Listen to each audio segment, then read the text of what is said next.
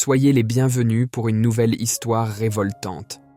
Dans l'histoire d'aujourd'hui, une femme reconstruit sa vie après la mort de son mari et découvre un secret du passé lorsqu'une adolescente pénètre chez elle. Prenez un moment pour réfléchir à la leçon que cette histoire va vous offrir. Et si elle vous plaît, pensez à vous abonner à notre chaîne et à la partager avec ceux que vous aimez. Merci et bonne histoire. Dans une nuit chaude, moins de 10 mois après notre rencontre, Hugo m'a emmené dans un petit restaurant avec une vue imprenable sur le pont Alexandre III. L'air était imprégné d'une légère brise qui faisait doucement frémir les feuilles des arbres autour de nous, tandis que les lumières tamisées du pont se reflétaient dans l'eau de la Seine, créant un spectacle de lumière qui semblait danser au son d'une mélodie silencieuse. Après un dîner délicieux et intime, où nous avons ri et partagé des histoires, Hugo a pris mes mains avec une tendresse qui m'a fait fondre de l'intérieur. Et ses yeux, habituellement pleins de confiance tranquille, brillaient maintenant d'une émotion que je voyais rarement. Il a pris une profonde inspiration et j'ai senti mon cœur s'emballer d'anticipation. « Zélie » a-t-il commencé, sa voix tremblant légèrement. « Depuis le moment où je t'ai rencontrée, ma vie a changé de façon que je n'aurais jamais imaginé possible. Chaque jour à tes côtés est un cadeau, et je ne peux pas imaginer un avenir sans toi à mes côtés. » Il a fait une pause, et j'ai vu ses yeux se remplir de larmes. « Zélie, veux-tu m'épouser ?» Les mots sont sortis comme une mélodie parfaite, et mes yeux se sont remplis de larmes de joie. J'ai ressenti une vague de bonheur m'envahir, une sensation écrasante d'amour et de gratitude. « Oui, Hugo, j'accepte », ai-je répondu, ma voix entrecoupée par l'émotion. Nous nous sommes étreints, et la nuit semblait parfaite, comme si l'univers tout entier avait conspiré pour nous unir en ce moment magique. Après le mariage, nos jours étaient une symphonie de bonheur. Notre maison, toujours pleine de rires et de projets pour l'avenir, était un refuge d'amour et de complicité. Cependant, comme dans toute histoire, de petites fissures ont commencé à apparaître dans cette image parfaite. Une nuit tranquille, alors que nous feuilletions un album de vieilles photos de mon enfance, j'ai ressenti une curiosité croissante à propos du passé d'Hugo. Il avait toujours été un peu réservé sur son histoire, et je voulais mieux le connaître. « Hugo, raconte-moi ton enfance », ai-je demandé doucement, espérant une occasion de me rapprocher encore plus de lui. Il a détourné le regard, visiblement mal à l'aise, et a répondu vaguement. Ma famille ne prenait pas beaucoup de photos. Il n'y a pas grand-chose à dire. Sa voix avait une note d'évasion qui n'est pas passée inaperçue. J'ai ressenti une pointe de méfiance, mais j'ai décidé de ne pas insister à ce moment-là. Quelques jours plus tard, alors que nous planifions un voyage, j'ai essayé à nouveau. Ce serait génial de visiter un endroit que tu aimais quand tu étais enfant. Y a-t-il un endroit spécial pour toi ? Ai-je demandé avec un sourire plein d'espoir. Il a de nouveau esquivé, se concentrant sur le présent. Je préfère que nous nous concentrions sur le présent, Zélie. Notre avenir est ce qui compte. Ces paroles, bien que logiques, laissaient un vide d'incertitude en moi. La méfiance grandissait lentement comme une ombre sur notre bonheur. La situation a atteint un point critique lorsque, lors d'une conversation avec des amis, quelqu'un a demandé à Hugo à propos de son enfance. Il a brusquement changé de sujet, presque de manière brutale, et la tension dans l'air était palpable. Plus tard, cette nuit-là, j'ai décidé de le confronter. « Hugo, pourquoi évites-tu toujours de parler de ton passé ?» ai-je demandé, ma voix chargée de frustration et de tristesse. « Je veux juste mieux te comprendre, savoir d'où tu viens. » Il a soupiré profondément, évitant mes yeux. « Zélie, mon passé est compliqué. Je préfère le laisser derrière et je ne veux pas que cela affecte notre présent. » Sa voix était ferme, mais je pouvais sentir la douleur sous-jacente. Mon esprit bouillonnait de questions sans réponse et mon cœur était partagé entre la compréhension et la méfiance. Je sentais que quelque chose d'important était caché, quelque chose qui pourrait tout changer. Notre bonheur dépendait de la vérité et je ne savais pas si j'étais prête à découvrir ce qu'Hugo cachait. Quelques jours plus tard, en organisant un vieux placard, je suis tombée sur une vieille boîte couverte de poussière, cachée au fond d'une étagère. La curiosité m'a dominée et j'ai commencé à examiner le contenu. À l'intérieur, j'ai trouvé une collection de vieilles photos et de lettres jaunies par le temps, des objets qu'Hugo n'avait jamais mentionnés. En feuilletant les photos, j'ai réalisé qu'il s'agissait d'images d'Hugo plus jeune, dans des endroits et avec des personnes que je ne connaissais pas. L'une des lettres lui était adressée, et quand j'ai commencé à lire, j'ai senti une présence derrière moi. Hugo est apparu soudainement, ses yeux écarquillés de surprise et d'inquiétude. Il a rapidement pris la boîte de mes mains. « Cela n'a pas d'importance, Zélie. Ce ne sont que des vieilleries qui doivent être oubliées, » a-t-il dit, sa voix tendue et urgente. Je pouvais sentir l'anxiété émanant de lui, et cela n'a fait qu'augmenter mes soupçons. Qu'est-ce qui pouvait bien se trouver dans ces photos et ces lettres qu'il voulait tant cacher? Dans les mois qui ont suivi, notre maison a été cambriolée 3 fois. Après la première intrusion, j'étais terrifiée et je voulais appeler la police. Mais Hugo a insisté pour que ce « ne soit pas nécessaire, car rien n'avait été volé. Son insistance à ne pas impliquer les autorités était étrange et inquiétante. « Nous n'avons pas besoin de la police, Zélie. Il n'y a pas eu de dommages réels, » a-t-il dit, essayant de me calmer, mais sa réticence n'a fait qu'augmenter mes préoccupations. Pourquoi quelqu'un voudrait-il s'introduire chez nous à plusieurs reprises sans rien emporter? Après la 3e intrusion, je ne pouvais plus ignorer le danger. J'ai décidé d'appeler la police, même contre la volonté d'Hugo. « Nous devons faire quelque chose, Hugo. Cela ne peut pas continuer, » ai-je dit fermement en composant le numéro. Hugo est resté silencieux, visiblement inquiet de ma décision. Son passivité face aux intrusions n'avait aucun sens, et cela ne faisait qu'alimenter mes doutes. Que cachait-il? Pourquoi semblait-il si terrifié à l'idée d'une enquête? La police a lancé une enquête complète. Ils étaient méticuleux, posant des questions détaillées et examinant chaque recoin de notre maison. Hugo est resté distant et je pouvais sentir la tension entre nous augmenter chaque jour. La gravité de la situation était indéniable et ma méfiance grandissait à chaque instant. Après le départ de la police, j'ai décidé de le confronter à nouveau. « Hugo, nous devons parler. Je veux la vérité. Que se passe-t-il » Ma voix tremblait de frustration et de peur. Il a évité mon regard, un geste qui devenait de plus en plus fréquent. « Zélie, je te promets que je vais bientôt tout régler. Fais-moi confiance, » a-t-il dit. Mais ses paroles sonnaient creux.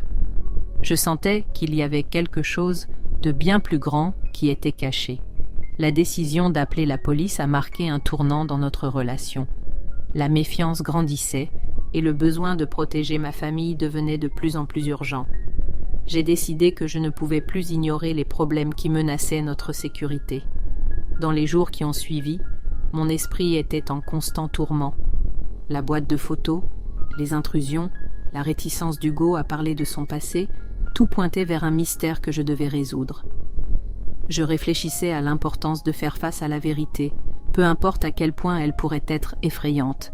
Je savais que, pour protéger notre foyer, il était nécessaire de découvrir ce qu'Hugo cachait, même si cela signifiait confronter les secrets les plus sombres de notre passé.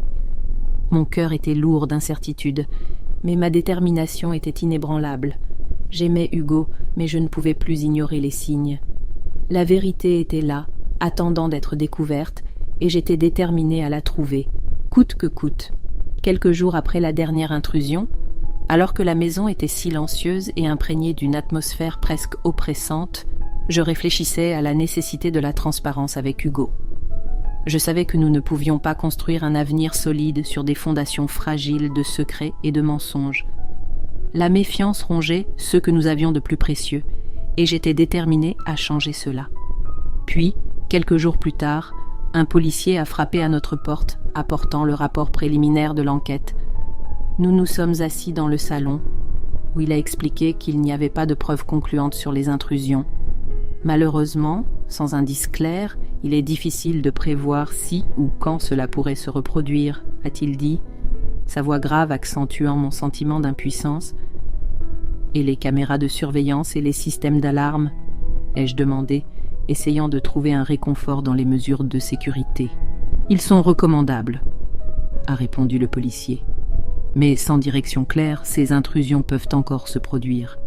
Restez simplement vigilants. » La recommandation du policier n'a pas apporté la paix que j'espérais. Au lieu de cela, elle a augmenté mon inquiétude. L'intrus pouvait-il être quelqu'un que nous connaissions ? Quelqu'un qui cherchait quelque chose de spécifique dans notre maison ? La sensation d'insécurité s'infiltrait dans chaque recoin de mon esprit. La tension dans la maison est devenue presque palpable. Hugo a commencé à montrer des signes de malaise, sa respiration devenant lourde et irrégulière. Un soir, pendant que nous dînions, il a soudainement commencé à transpirer à grosses gouttes. Ses mains tremblaient et ses yeux semblaient perdus. « Ne vous inquiétez pas, Zélie. Nous voulons juste nous assurer que tout va bien pour lui, » a-t-elle dit, en ajustant les tubes et les seringues.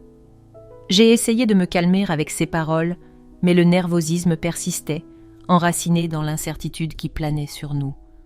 Pendant que nous attendions la fin des examens, assis sur le lit d'hôpital, le silence entre nous était chargé de tensions non résolues.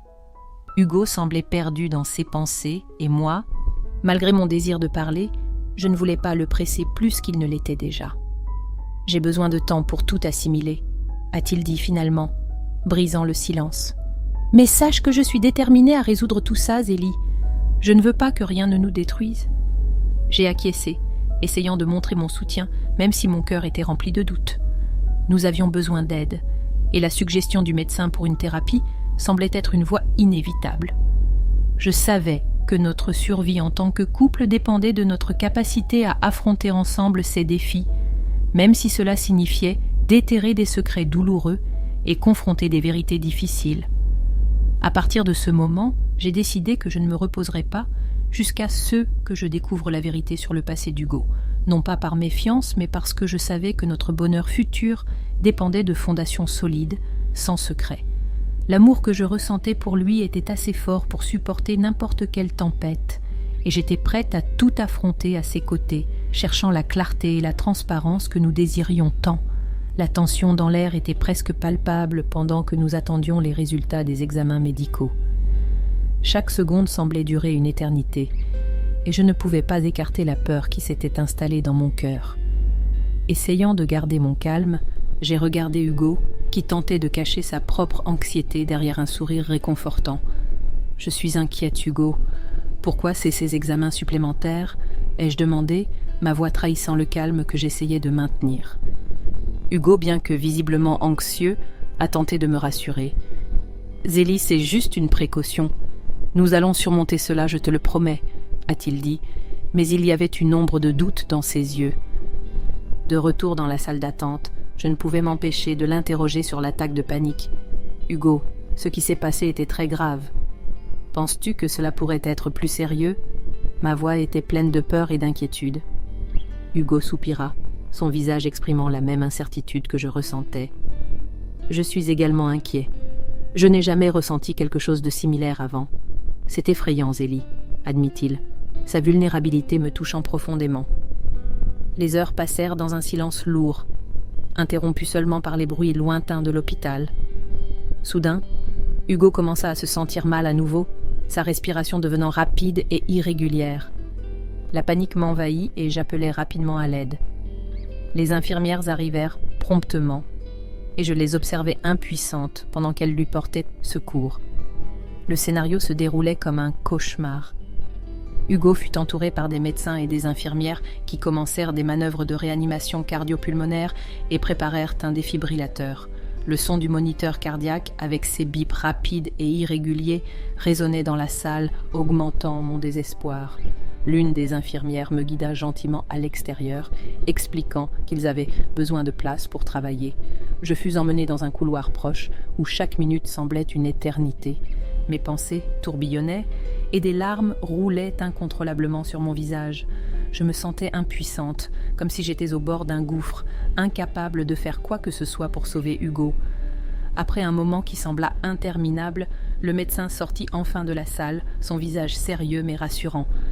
Nous avons réussi à le stabiliser avec des sédatifs. Il a besoin de repos maintenant, expliqua-t-il, et je ressentis un soulagement immédiat, bien que la peur planait encore sur moi. Je retournai auprès de Hugo, me sentant fragile mais déterminée à être là pour lui.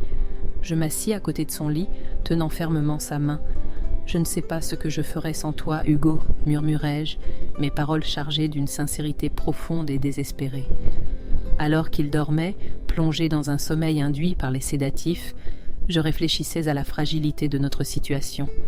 Hugo affrontait clairement quelque chose de bien plus sérieux que nous ne l'avions imaginé, et mon cœur se serrait à l'idée que ses secrets puissent contribuer à ce stress insupportable. Je savais que, pour surmonter cela, nous avions besoin de plus que de simples traitements médicaux. Nous avions besoin de clarté, de compréhension, d'affronter ensemble les démons qui nous hantaient. Mon amour pour Hugo était inébranlable, mais l'ombre des secrets planait toujours sur nous.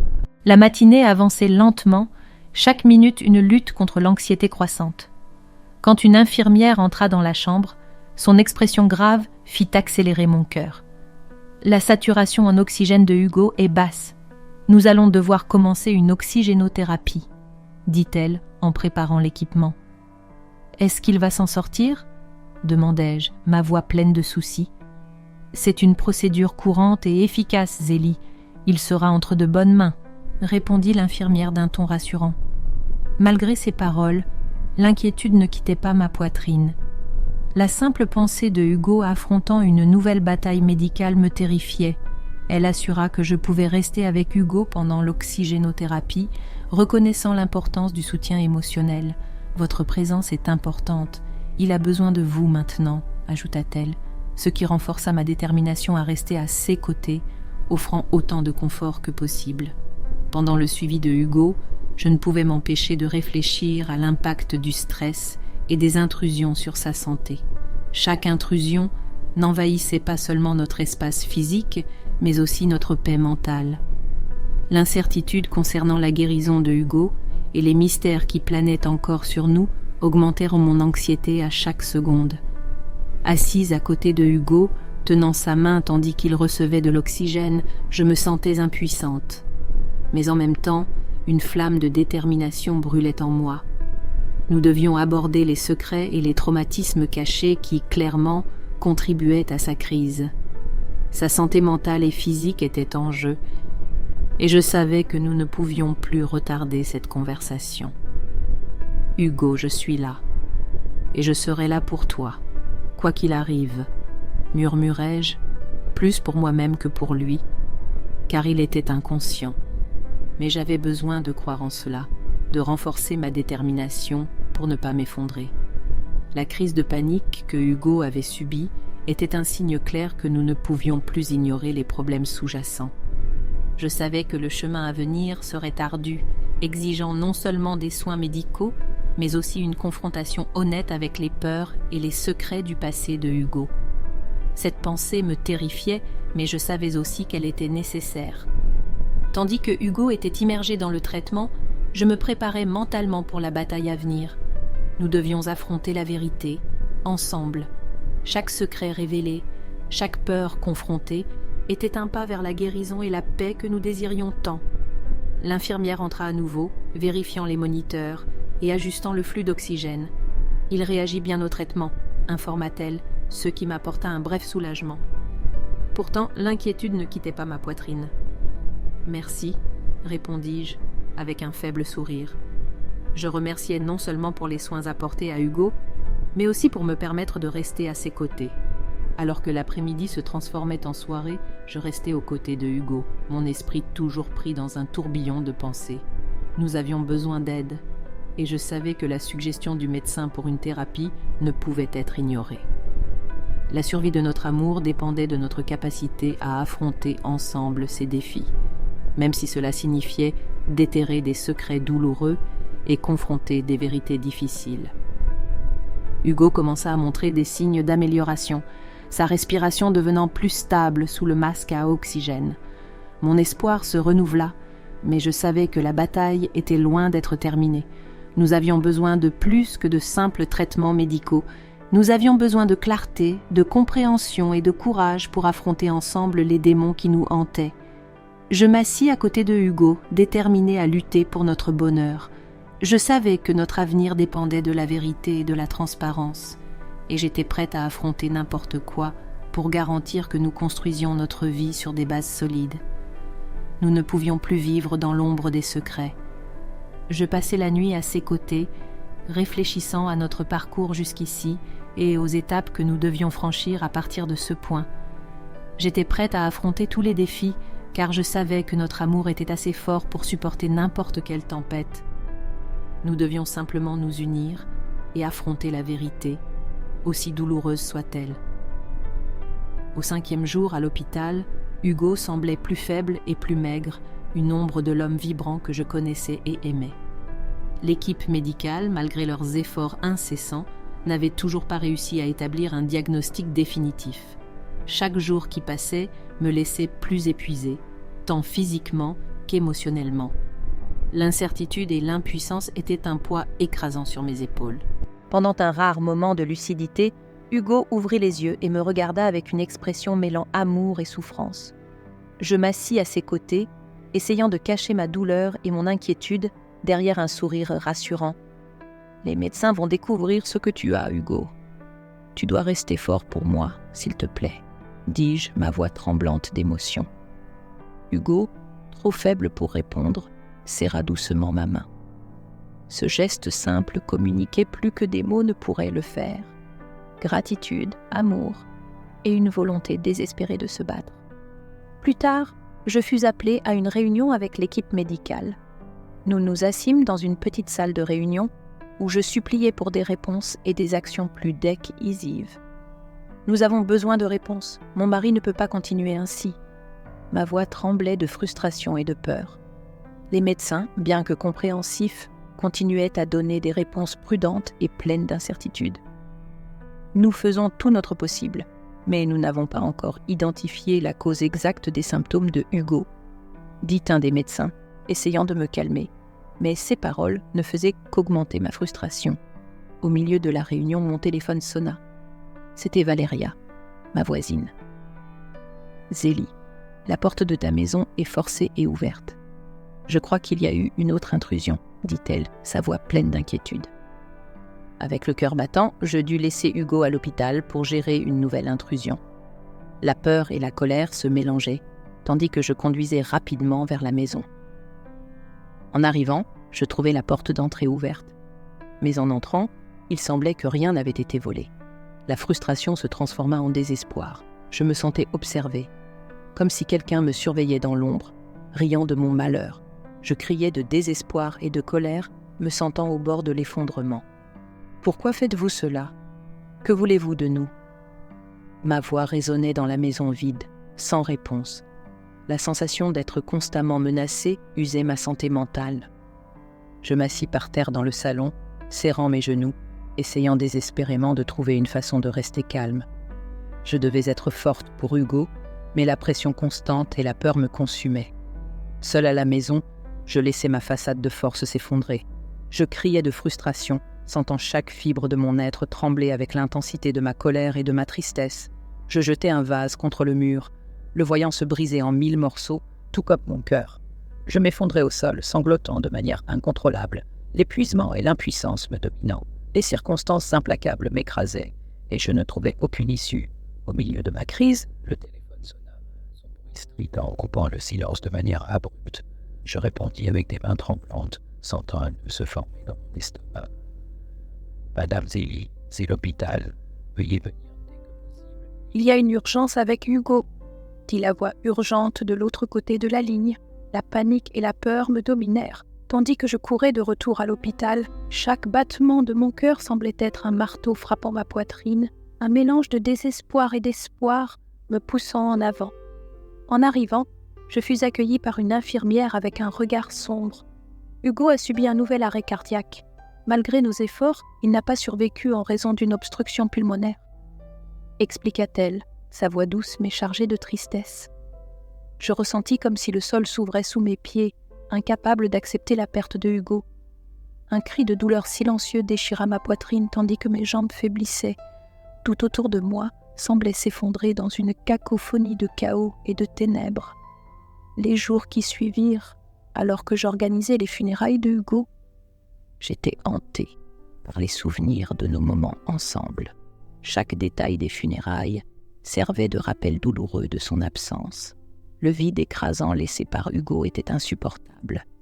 La maison autrefois refuge d'amour et de rire, semblait maintenant être un mausolée froid et désolé. Après les funérailles, en rentrant chez moi, je trouvai la porte à nouveau entrebâillée. Mon cœur s'emballa à la crainte d'une autre intrusion. J'entrai prudemment, chaque pas étant un test de courage contre la peur croissante. À ma grande surprise, je trouvai une jeune fille d'environ 15 ans debout dans le couloir. Ses grands yeux expressifs reflétaient un mélange de peur et de détermination. Au lieu d'appeler à l'aide, quelque chose m'en empêcha. Il y avait une étrange familiarité dans son regard qui me fit hésiter. Contrôlant ma peur, j'essayai de paraître non menaçante. « Bonjour », dis-je, ma voix douce mais ferme. « Je m'appelle Zélie. Qui es-tu » La fille ne répondit pas immédiatement. Au lieu de cela, elle continua à me regarder, ses yeux scrutant mon visage comme si elle cherchait quelque chose. Une partie de moi se demandait si cela était réel ou une sorte de spectre, une manifestation de mon propre désespoir et de ma douleur. « Tu es en sécurité ici », continuai-je, essayant de transmettre du calme. « Je ne veux pas te faire de mal, je veux juste comprendre ce qui se passe. » Elle resta silencieuse pendant quelques instants de plus, avant de faire un pas hésitant en avant. Le mystère autour d'elle était palpable, et je sentais que quelque chose de très important allait être révélé. L'air entre nous était chargé de tension et de curiosité, comme si nous étions au bord de dévoiler un secret enfoui depuis longtemps. Je ne savais pas à quoi m'attendre, mais une chose était sûre, cette fille, qui qu'elle soit, était liée aux événements qui avaient transformé ma vie en cauchemar, et j'étais déterminée à découvrir comment et pourquoi. La jeune fille se présenta sous le nom de Thaïs, et le choc fut instantané. La ressemblance physique avec Hugo était impressionnante, comme si je regardais une version plus jeune de lui. Elle tenait une vieille photographie, ses yeux grands et expressifs, reflétant une mixture de peur et de détermination. « Je cherche Hugo », dit-elle, sa voix tremblante mais déterminée. Mon esprit tourbillonna, les pièces du puzzle s'imbriquant enfin. Hugo avait une fille. Cela expliquait tout le mystère et la réticence qu'il avait à parler de son passé. Le cœur lourd, je ressentis une douleur et une compréhension se mêler en moi. « Tu es la fille de Hugo ?» demandai-je, ma voix presque un murmure, comme si parler plus fort pourrait défaire la réalité. Thaïs hocha la tête, des larmes naissant dans ses yeux. Ma mère est décédée récemment. Avant de mourir, elle m'a parlé de Hugo. Sa voix se brisa, et elle prit une profonde inspiration avant de continuer. Après sa mort, j'ai été envoyée dans un orphelinat. Ma mère a gardé cette information jusqu'au dernier moment. Hugo a tout fait pour effacer son passé, et cela l'a profondément blessé. Mais maintenant, il est ma seule chance de ne pas vivre dans un orphelinat. Ces mots étaient comme des poignards dans mon cœur. La révélation apportait un tourbillon d'émotions. Avec l'arrivée de Thaïs, je me souvenais de la boîte à souvenirs de Hugo. Sans réfléchir, je pris la boîte et l'ouvris, révélant plus de photos et une lettre de la mère de Thaïs. Avec des mains tremblantes, je commençai à lire la lettre, sentant le poids des mots non lus. « Mon cher Hugo, je sais que tu as essayé d'effacer notre passé, mais je ne peux pas ne pas te dire que tu as une fille. Thaïs est une fille merveilleuse, et j'espère qu'un jour tu pourras la rencontrer. Même si nous nous sommes séparés, j'ai toujours espéré que tu te souviennes de nous. J'espère qu'un jour tu trouveras dans ton cœur le désir de la connaître. Avec amour, Sarah. » Les larmes coulaient sur mon visage, tandis que je lisais la lettre. Je regardais Thaïs, sentant sa douleur se mêler à la mienne. « Hugo savait pour toi, » dis-je, ma voix brisée par l'émotion.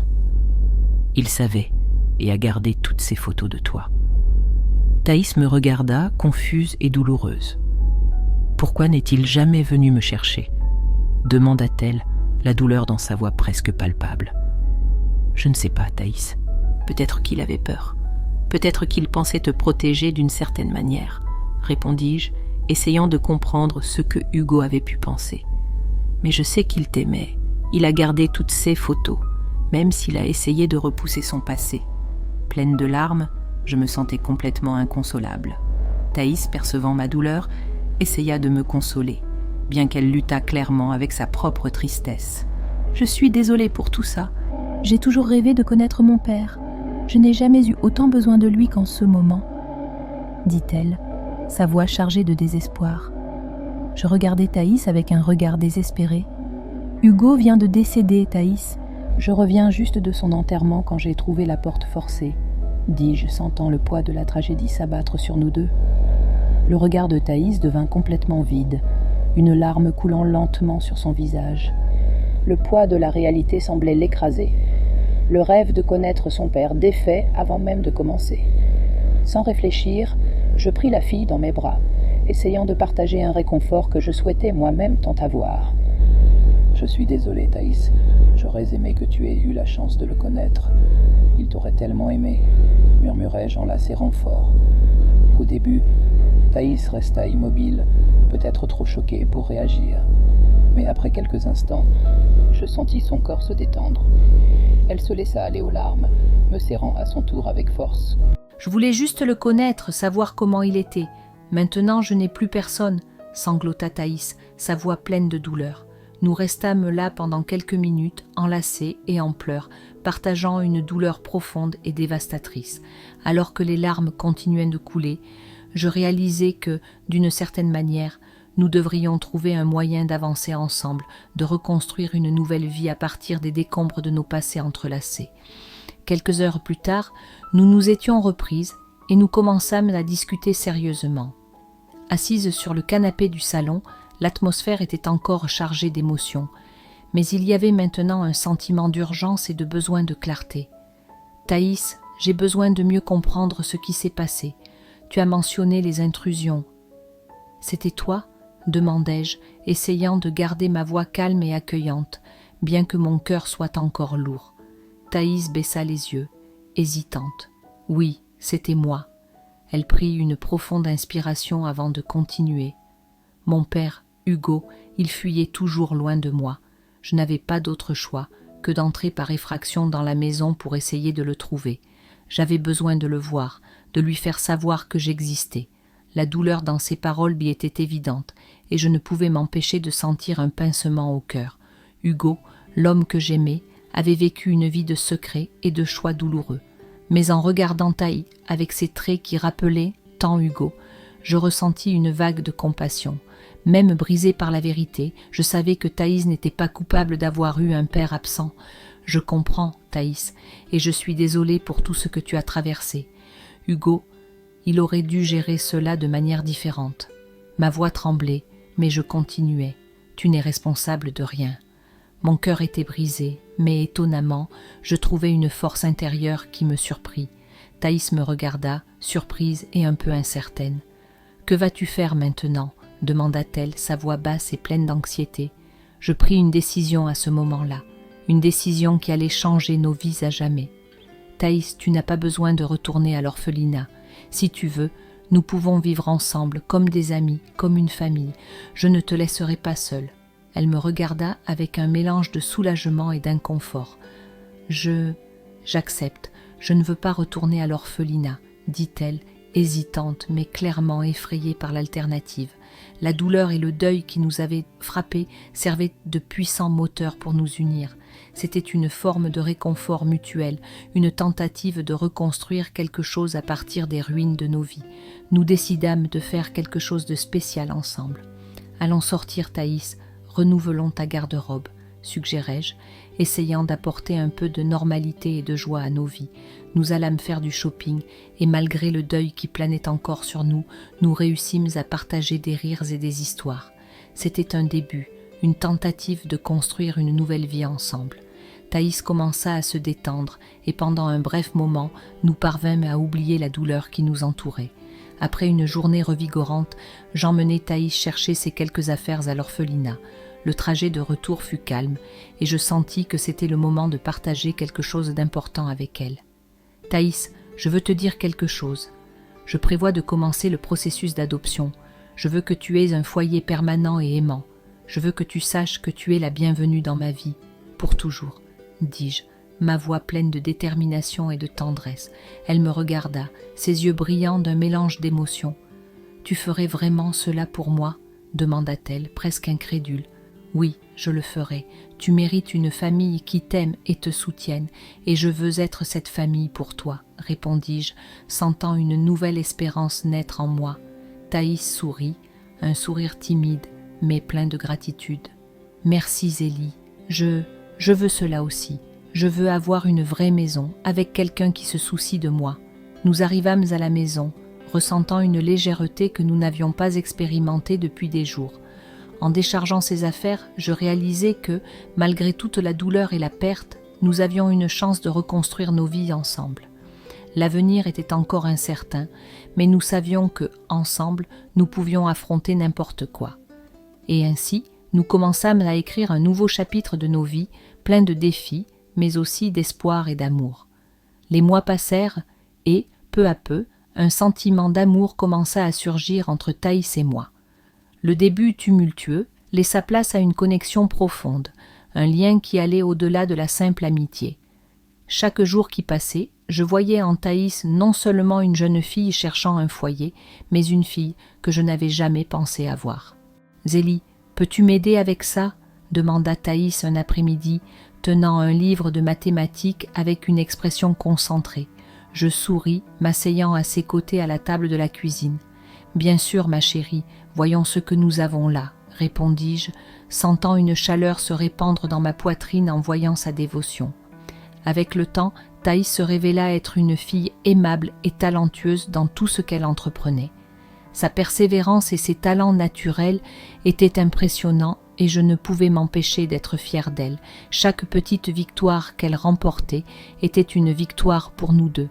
Un soir, pendant que nous dînions, je décidai qu'il était temps de parler de l'avenir. « Thaïs, j'ai beaucoup réfléchi à nous, » commençai-je, hésitante mais déterminée. Elle me regarda avec curiosité, ses yeux reflétant la lumière douce de la salle. « À propos de quoi, Zélie ?»